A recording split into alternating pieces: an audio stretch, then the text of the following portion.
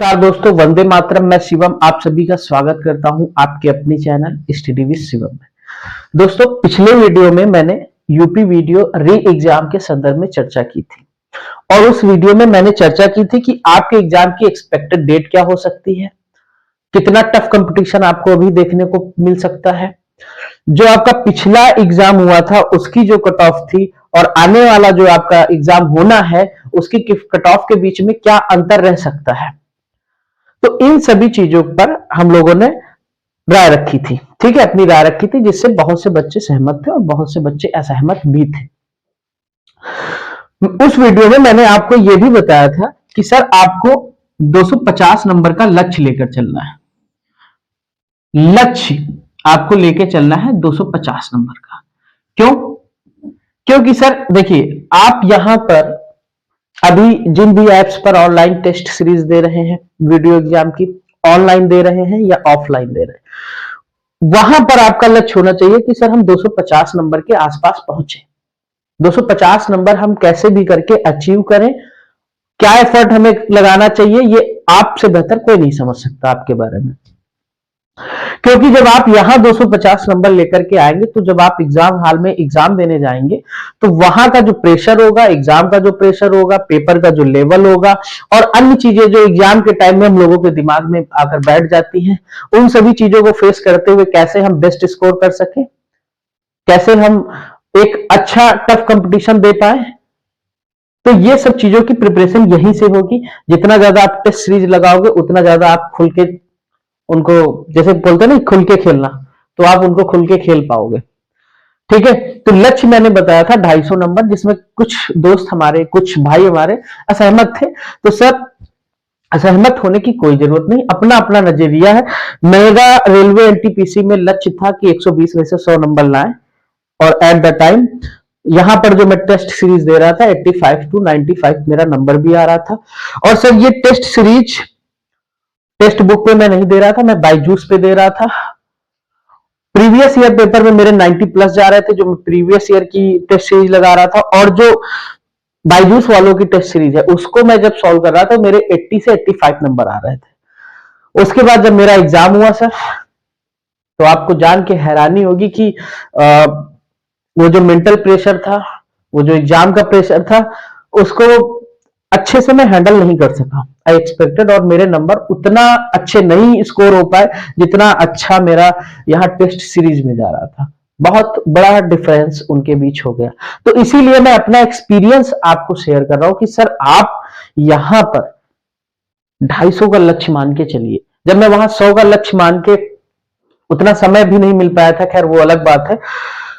तो जब मैं 100 नंबर का लक्ष्य मान के मैं चल रहा था और मैं 80 से 85 नंबर टेस्ट में और प्रीवियस ईयर पेपर में, सर जितने मैंने प्रीवियस ईयर पेपर दिए सब में मैंने 90 से 95 के बीच में लाया था बायजूस पर। तब मेरा वहां पर सर अंडर 80 स्कोर आया और फाइनल में किसी लेवल में 1 नंबर, किसी में 2, किसी में 3। अगर आप कमेंट करेंगे तो मैं आपको स्क्रीनशॉट भी शेयर कर दूंगा, ऐसा कोई समस्या नहीं है। ठीक है, अब हम बात करते हैं कि आपका लक्ष्य, सर मैंने बताया कि आपका 250 होना चाहिए। जब भी आप इधर 250 स्कोर करोगे तो आप एग्जाम में एक बेहतर स्कोर दे पाओगे। आप बेहतर स्कोर से आपका जो है जो नाम है वो सेफ हो सकता है। चलिए, अब हम दूसरी बात करते हैं कि कुछ कमेंट्स आए हुए थे कुछ दोस्तों के, कुछ भाइयों के, जो ये बात कर रहे थे, सर जीएस की प्रिपरेशन कैसे करें, जीएस की तैयारी कैसे करें, अपन का जीएस जो है वो ठीक तरीके से नहीं चल रहा है। तो आज हम बात करेंगे कि जीएस की तैयारी कैसे करें, और साथ ही साथ मैं ये बताऊंगा कि यूपी वीडियो री एग्जाम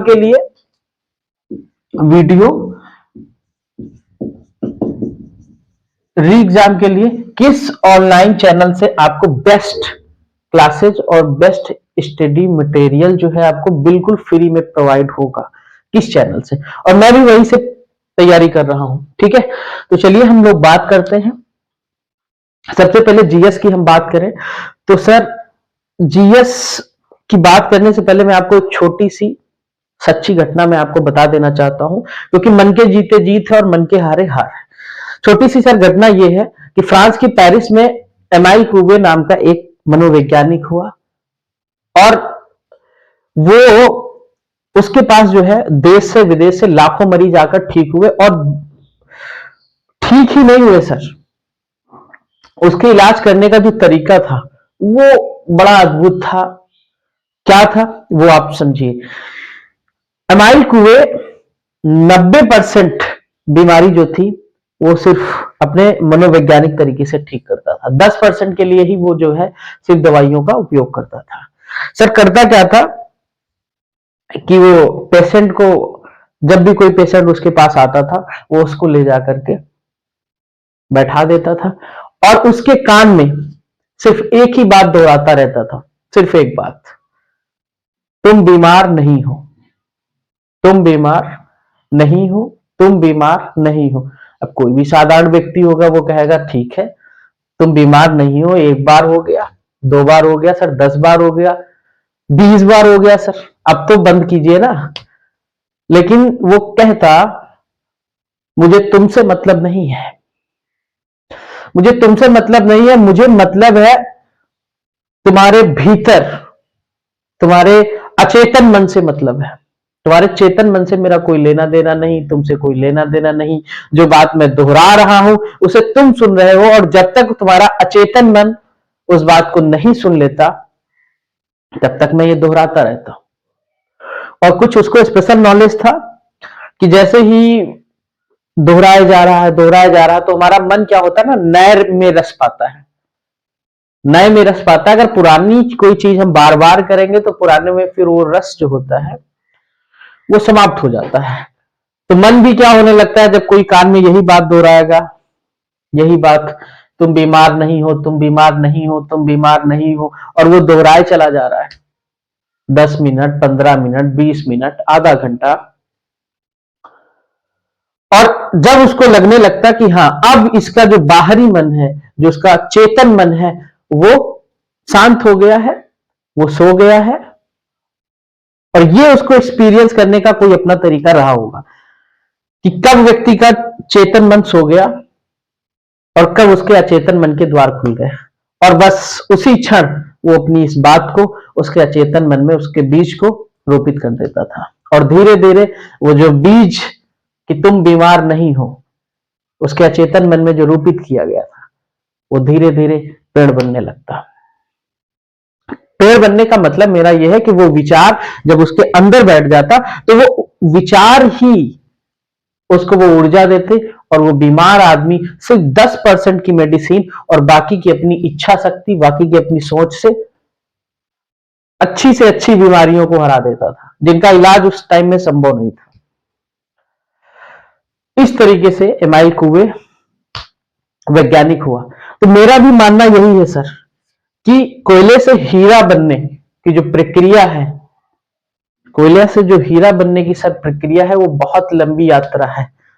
कोयले को एक लंबी यात्रा और तमाम तरीके के ताप, दाब, इन सबको सहन करना पड़ता है, तब जाके वो हीरा बन पाता है। क्योंकि आपके किसी मित्र का हो या किसी का भी मान लीजिए जन्मदिन है, आप उसको जन्मदिन पे कोयला ले जाकर दीजिए, तो कोयला वो लेगा क्या?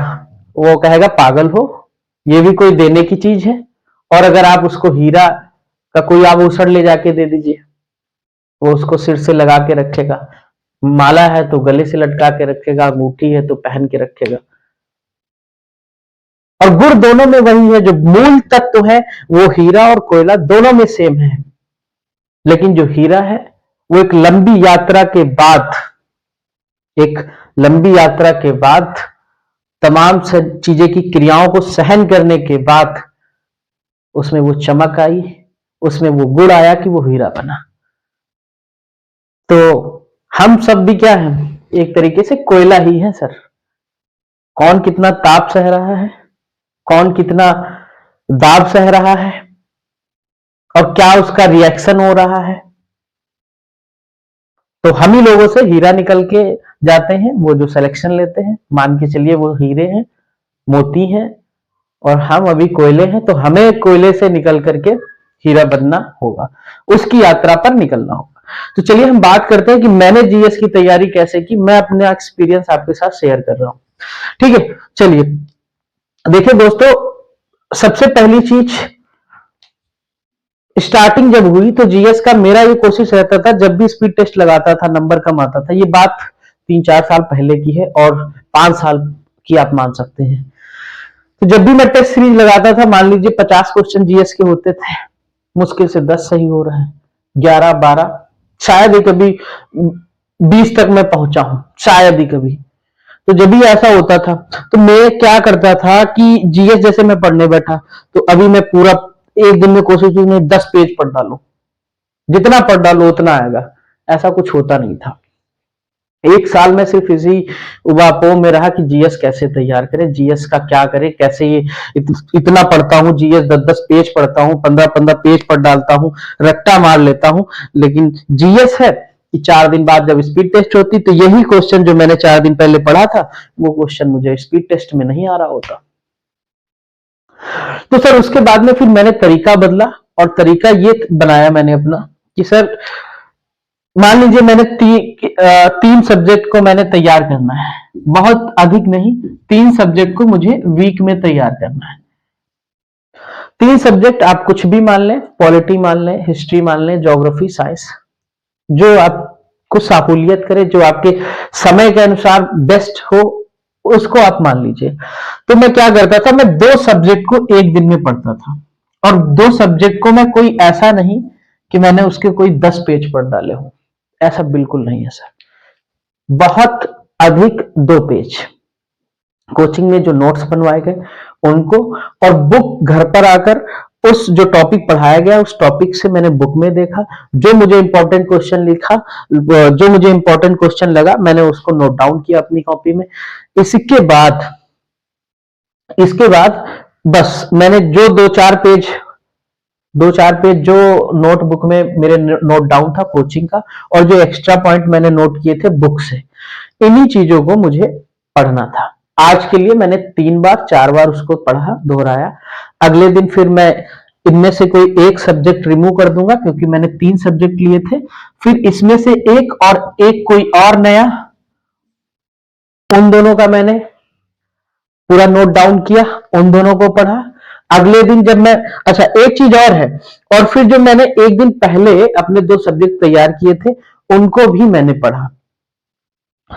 फिर अगले दिन जब मैंने स्टार्ट किया, फिर 2 दिनों का उसको रिवीजन किया, और जो तीसरे नए दिन मैंने पढ़ा उसको मैंने 3 बार पढ़ा। अगले दिन फिर मैंने जो 3 दिनों का था अपना डाटा उसको मैंने रिवीजन किया, और जो नया डाटा है उसको पढ़ा। इसी तरीके से जब आप एक वीक तक, एक सप्ताह तक आप पहले दिन वाले डाटा को हर दिन 3 बार दोहराते हो तो चीजें आपके दिमाग में बैठने लगती हैं। तब आपका जो अचेतन मन है उन चीजों को एब्जॉर्ब कर लेता है। ठीक, तो इसमें से आप मान के चलिए कि जो आपने फर्स्ट टिप पढ़ा था वो 7 दिनों के बाद उसका कम से कम आप किसी भी तरीके से चेक करके देख लीजिएगा, 60 से 70% प्लस डाटा आपके माइंड में बैठ जाएगा, जो इतनी जल्दी तो फिलहाल आपके दिमाग से स्किप नहीं होगा। और इसी तरीके से आप अपनी सुविधा अनुसार धीरे धीरे अपनी प्रिपरेशन को बढ़ाते चलें। बहुत ज्यादा के चक्कर में बिल्कुल नहीं पढ़ना है, क्योंकि बहुत ज्यादा आप पढ़ लोगे फिर आपका स्पीड टेस्ट में अगर सही नहीं होगा, फ्रस्ट्रेट होगे, हाँ, और तमाम तरीके के विचार आएंगे कि नहीं सर हो नहीं पा रहा है, मुझसे नहीं हो पाएगा। फिर आप दूसरे सब्जेक्ट पे कंसंट्रेट करोगे, मान लीजिए मैथ अच्छा है तो आप मैथ को ही और ज्यादा पढ़ोगे, जबकि जरूरी तो ये भी है कि जीएस भी आना चाहिए, सारी चीजें आनी चाहिए, कम से कम एवरेज तो होना ही चाहिए। तो बस यही करना है आपको कि 2-4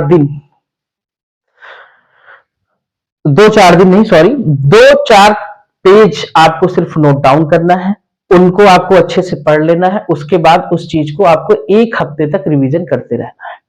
नई चीज अगले दिन पढ़नी है, पुराना भी रिवीजन करना है, नया भी पढ़ना है। फिर अगले दिन नई चीज 2-4 पेज का आपने डाटा लिया, और फिर आपने फर्स्ट डे सेकेंड डे में जो भी पढ़ा उसको आपने फिर रिवीजन किया। बहुत ज्यादा समय नहीं जाएगा, आपको सिर्फ 3 बार अपने खुले दिमाग से, कि ध्यान आपका उस समय पढ़ने में ही हो। लोग सब लर्नर हैं, हम लोग सब सीखने वाले हैं, जिनका हो गया वो भी लर्नर ही रहे हैं। सबने सीखा है, तो आप अपना एक्सपीरियंस दीजिए, ताकि मान लीजिए कोई स्टूडेंट अगर उसको इसमें समस्या आ रही है तो उसे ये तरीका नहीं समझ में आ रहा, तो शायद आपका कोई तरीका बताया हुआ उसको समझ में आ जाए, तो अपनी तैयारी को एक नया रूप दे सके। ठीक है दोस्तों, आज के लिए फिर इतनी ही बातें होती रहेंगी आपके साथ। वीडियो को लाइक कीजिए, चैनल को सब्सक्राइब कीजिए और अपने दोस्तों के साथ में शेयर कीजिए। धन्यवाद। वंदे मातरम। नमस्कार।